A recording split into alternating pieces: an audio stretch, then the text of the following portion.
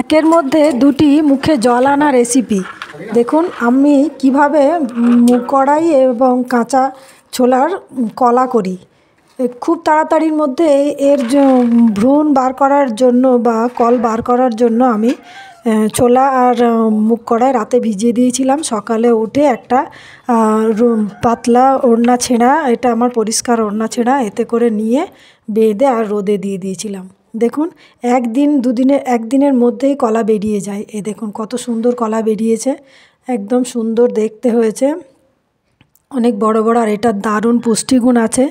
এইভাবে আমরা প্রায় রোজই চানা মশলা করে খাই, সকালেও খাই, সন্ধেবেলাতেও খাই।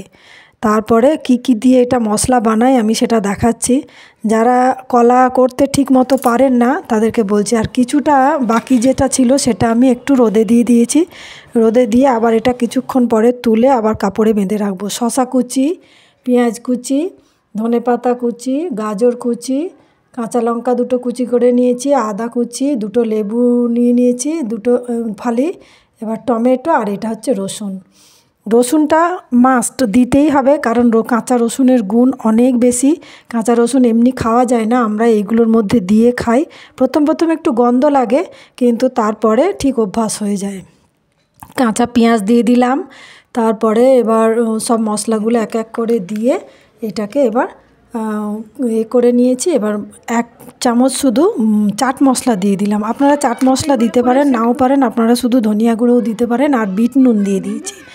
সাদা নুন খাওয়ার থেকে বিট নুন খাওয়াটা অনেক ভালো। দেখুন পুরো মশলাটা মাখিয়ে নেওয়া হয়েছে একদম সুন্দর করে। এটা আপনি শুধুও খেতে পারেন, আমরা শুধুও খাই, আবার মুড়ির সঙ্গে মাখিয়েও খাই।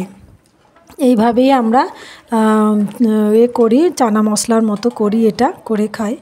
এবার দেখুন বাকি কিছুটা রেখে দিয়েছিলাম, মানে কুচি করে রাখা যে এগুলো শসা, টমেটো, গাজর, কাঁচা লঙ্কা, ধনিয়া পাতা সব দিয়ে এবার এই 5 টাকা করে যে এই রেসিপিটা আমি দিয়েছিলাম, সব 5 টাকা করে প্যাকেট কিনে নিয়ে এসে এইগুলো সব একসঙ্গে দিয়ে এটাও একটা মশলা, মুড়ির চটপটি মশলা বানাবো।